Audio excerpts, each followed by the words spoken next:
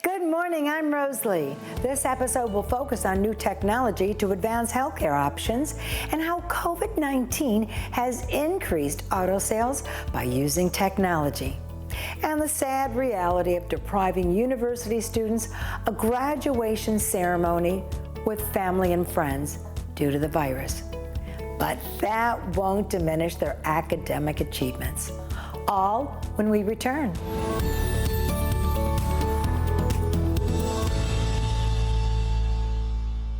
The COVID-19 pandemic has changed numerous aspects of our life. Our health is our greatest asset, and how we receive medical treatment continues to evolve.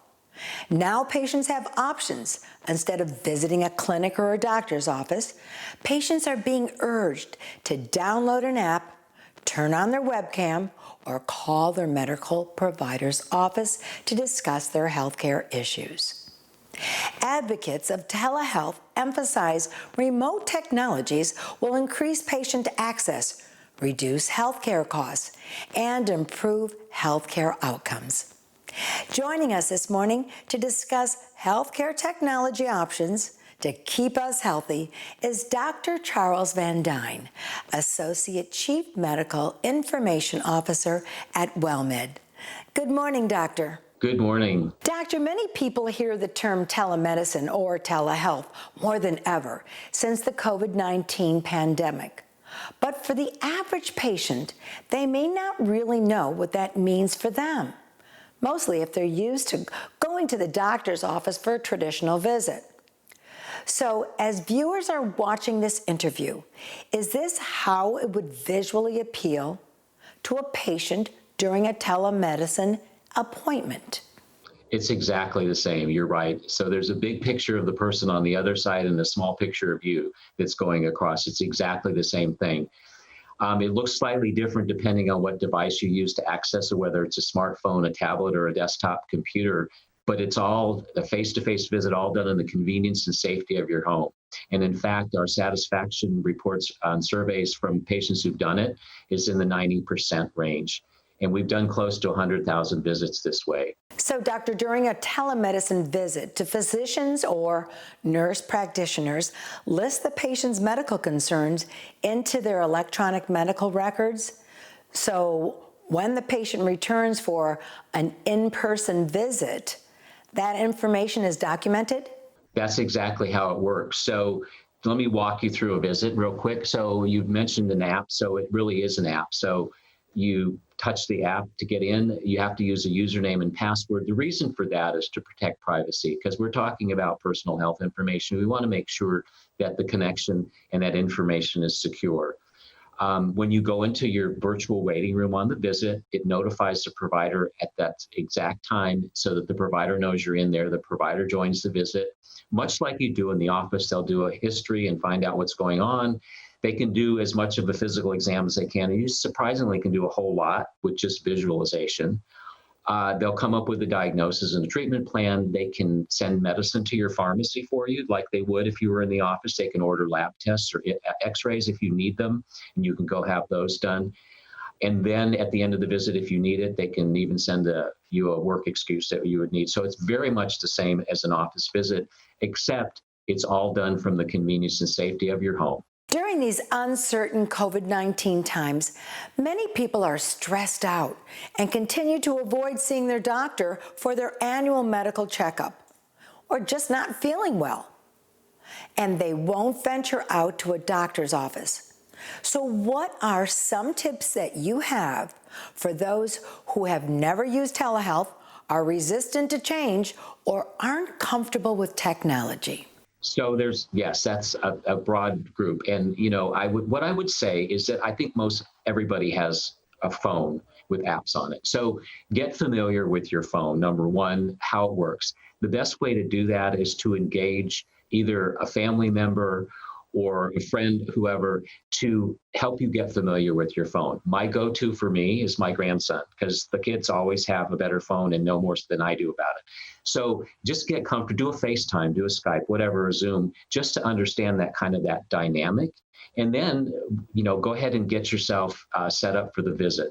And a lot of times the office staff can help walk the patients through it as well, the registration process, some of the other pieces that need to happen.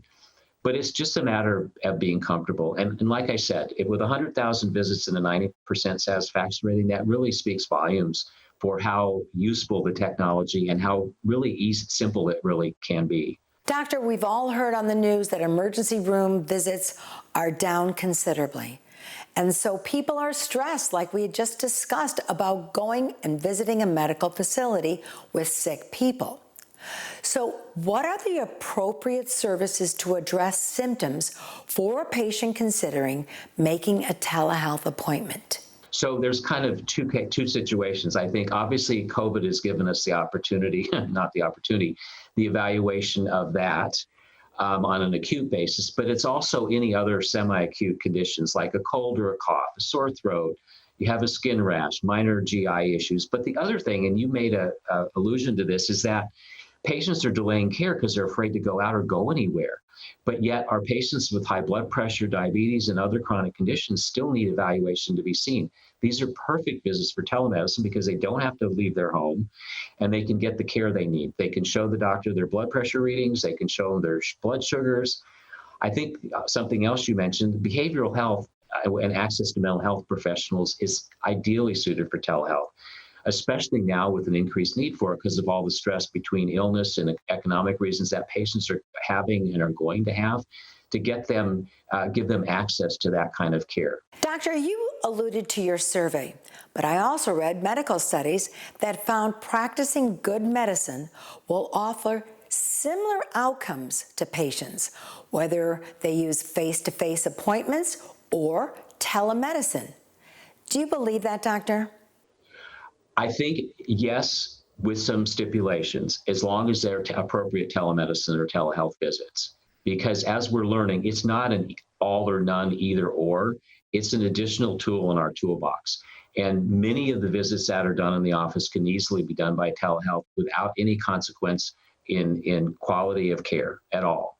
And so, again, we're going to learn from our experience of how that's going to be. And probably not all of the visits are going to be appropriate, but absolutely, there's no question that we can replace a lot of the care we do in the office with telehealth and telemedicine visits. So, doctor, after a telemedicine visit, is there an in-person follow-up if the patient needs lab work done or other tests?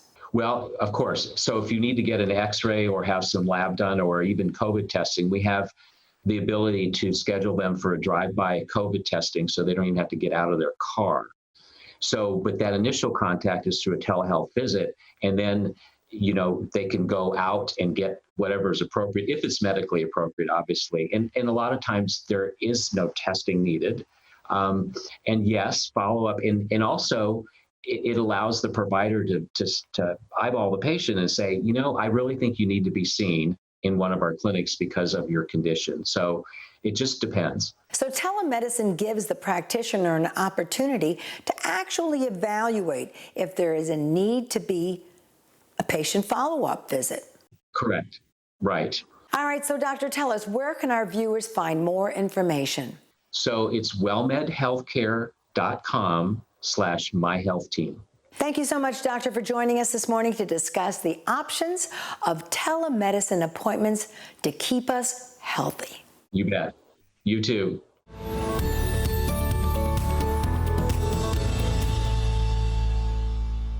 This year, thousands of Florida University graduates have been deprived of graduation ceremonies, hopefully put on hold for another time and date. As a disability advocate since 1999 and president and founder of Archer Disability Foundation, I have found great success in mentoring individuals with a variety of disabilities who grew into adulthood through their self-advocacy when we presented our disability mentoring programs in 5 Florida county school districts. Pat Robert Archer is one student who forged past his disabilities for over a decade to attain his bachelor's degree in 2020. The Rose Lee Show celebrates Pat's success by sharing my son's academic journey with our viewers. One of the largest minority populations in the world are people with disabilities. I was born premature to a teen mom with intellectual disabilities and various medical issues. In the late 70s, my mom and I moved from Michigan to join family in Palm Beach County, Florida. As a single mother, she worked with Palm Beach County Social Services to identify an educational program to address my disabilities. She tried 2 programs that failed, but continued her advocacy until she found a residential educational and behavioral program funded by United Way in Miami. At age 6, I entered the program as nonverbal. Then with the help of teachers and speech therapists, I began to speak in sentences after 1 year at Montanari Clinical Studies. At 16 years old, I transitioned into Miami-Dade Public Schools program at Goodwill Industries. In 1992, Hurricane Andrew hit Miami and destroyed the Goodwill Industries building, and I was displaced. I graduated high school from Dade County School District with a special degree, meaning I would not meet requirements as a degree-seeking college student. In 1994, I entered the school district of Palm Beach for a GED night education class to work towards a GED to meet college entrance requirements. I was travel trained, so I knew how to use public transportation and my bike. 6 years later, I graduated with a GED and enrolled at Palm Beach State College while working at Publix. In 2006, I started volunteering with Archer Disability Foundation as a self-advocate. Soon after, I met a mentor who changed my life from Kennedy Space Center. My mentor offered me an opportunity to be mentored at Kennedy Space Center. I also like being a photographer volunteer intern for high school disability mentoring programs. As a self-advocate, I participated in Disability Mentoring Day at Kennedy Space Center from 2007 to 2019. And in 2010, I was honored by Florida Governor Charlie Crist as a gubernatorial appointee to the Florida Development Disabilities Council to represent South Florida. And in 2014, I was reappointed by Governor Rick Scott as a Florida Development Disabilities Council member. I worked tirelessly on the Transportation and Employment Task Force for over a decade statewide. In 2017, I graduated with an associate's degree in arts. After graduation, I explored the next step in higher education to attend Florida Atlantic University. I attained financial aid from Florida's Vocational Rehabilitation to work towards a bachelor's degree in the multimedia studies to work. In 2019, I was recognized at the Florida Atlantic University David campus for my transportation challenges. I was proud to be honored with the Broward Achievement Jeff Klein Accessibility Award. 2 weeks later at the Florida Atlantic University Boca Raton campus, I was a presenter at a special student accessibility luncheon. There I gave thanks to my special accessibility service counselors and praised the support services offered at FAU to advance my academic journey. In May of 2020, I completed my bachelor's in multimedia studies and look forward to the graduation ceremony when it's rescheduled due to COVID-19. I will continue my advocacy for persons with disabilities here in Florida. All you gotta do is start reading. I'm gonna give you a countdown. Okay? Okay? Yeah. To go. All right, quiet on the set. And we begin our broadcast in 3, 2, and 1. You are looking live at a Falcon 9 rocket on the launch pad at the Cape Canaveral Air Force Station in Florida. People with disabilities come from all socioeconomic levels, different races, gender, and religions with different ideologies. But one thing is in common: they want to live in a community that respects them so they may have opportunities to live, work, and enjoy the freedom that all people in our nation are afforded. May I take this opportunity to let Floridians know people with disabilities can overcome their challenges and grow in an all-inclusive community.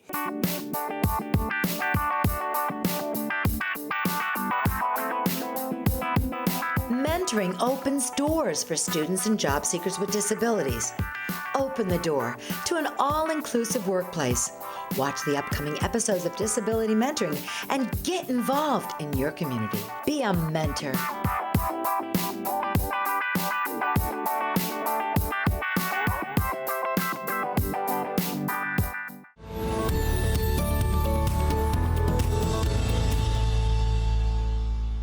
Most Americans never think twice about owning a car.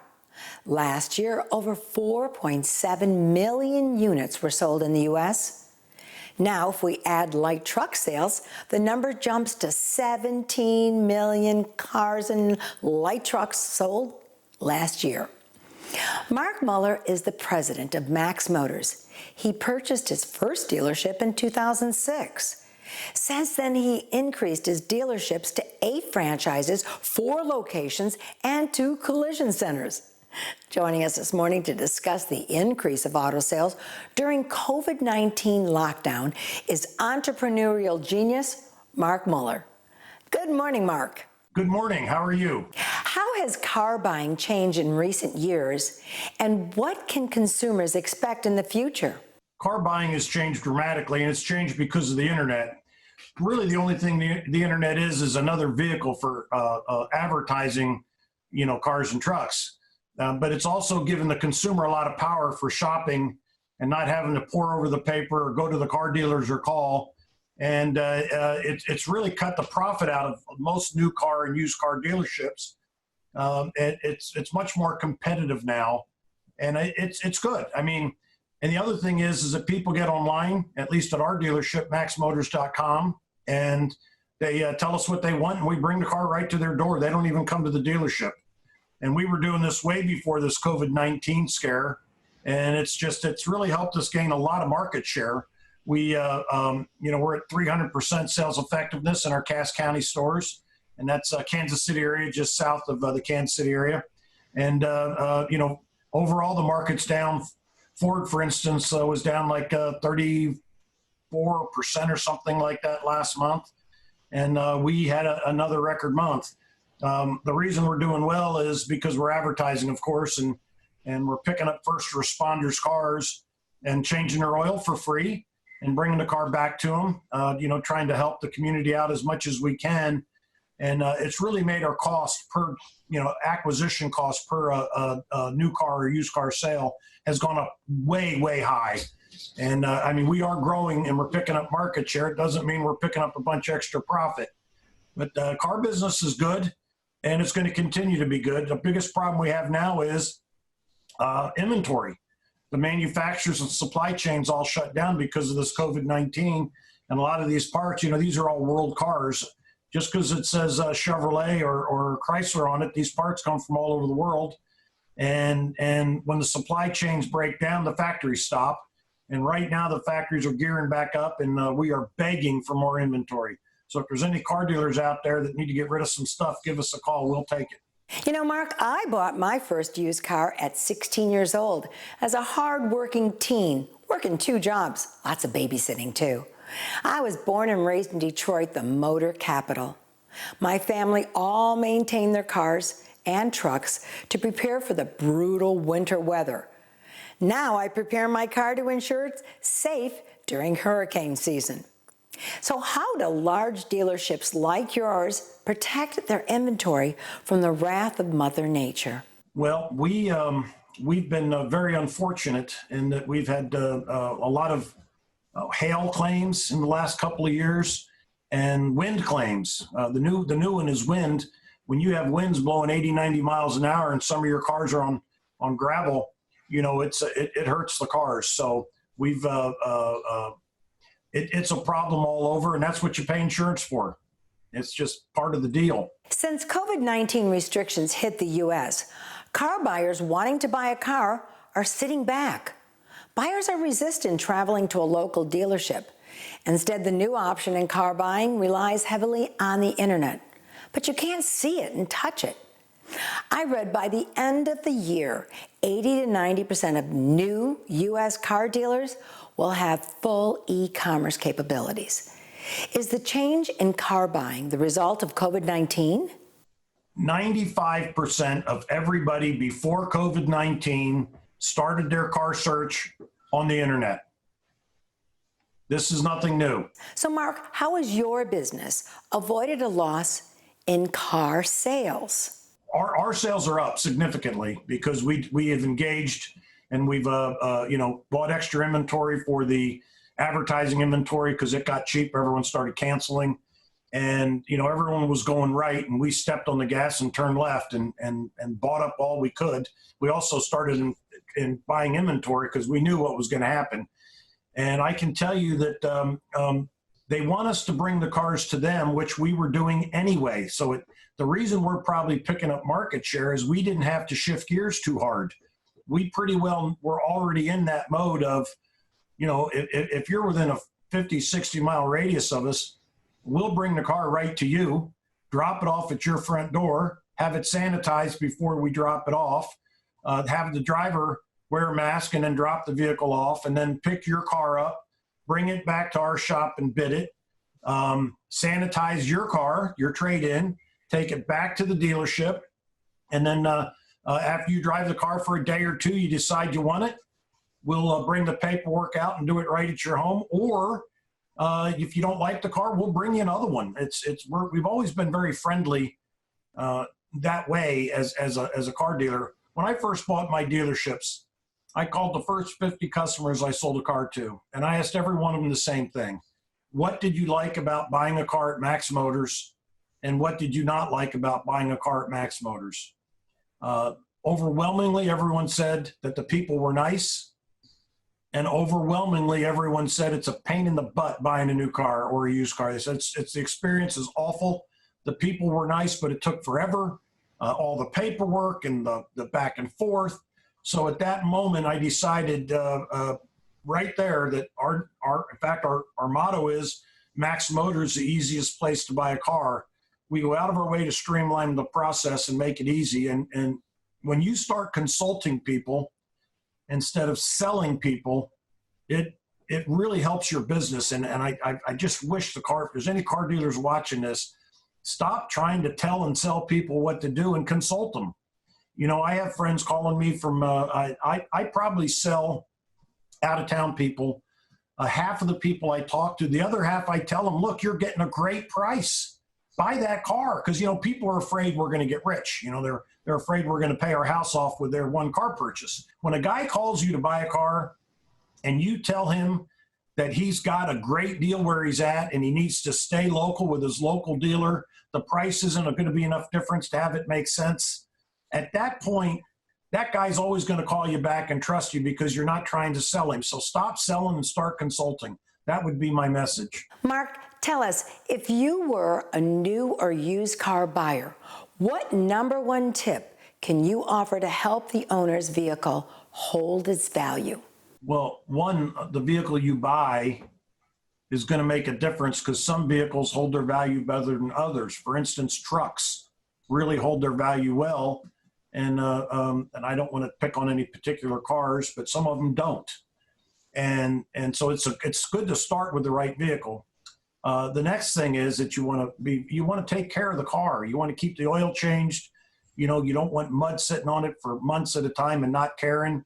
You don't want your kids, eating chocolate milkshakes in the back seat of your tan interior car. And, it's just common sense stuff. We can tell when you bring a car, don't smoke in it. That kills it.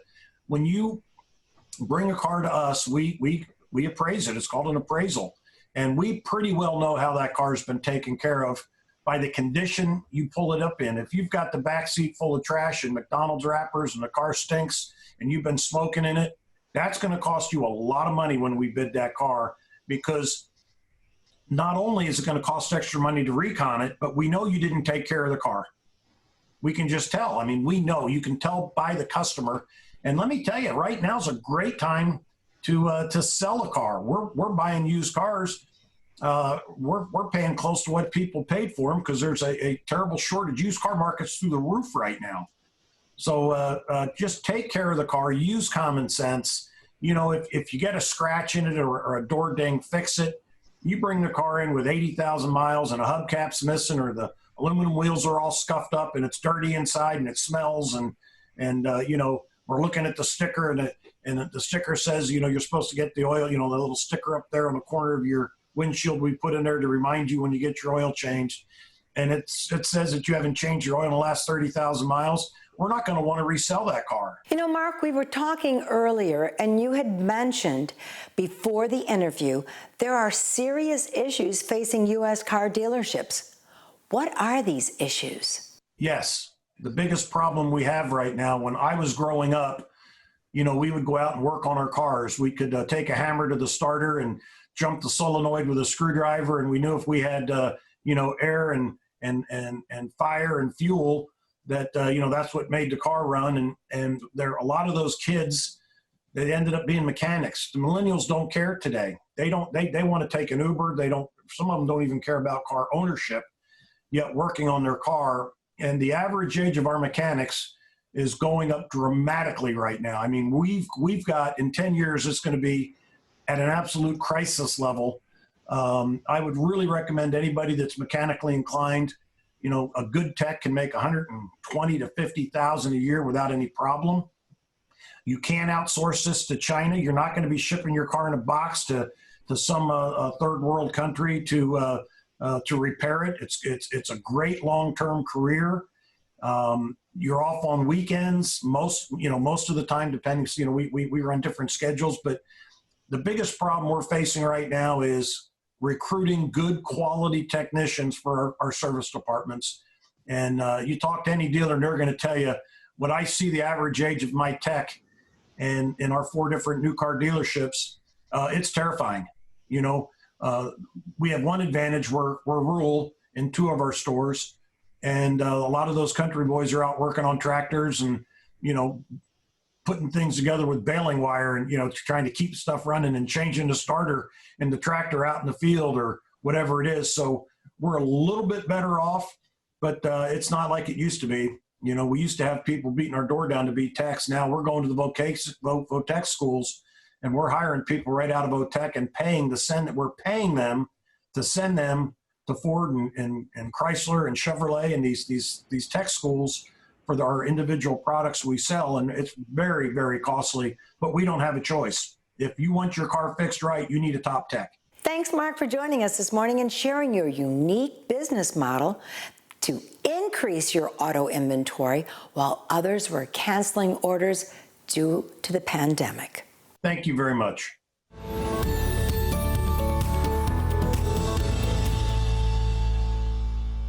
This summer is a great time to explore new destinations and activities in your own community. Plan ahead, service your car now to be ready for a short or long road trip or even a staycation.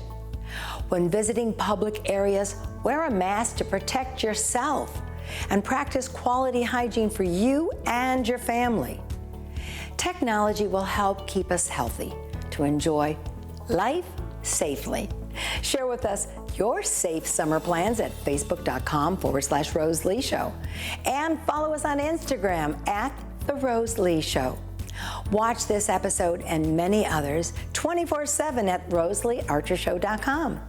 Thanks for joining us, and we look forward to seeing you soon.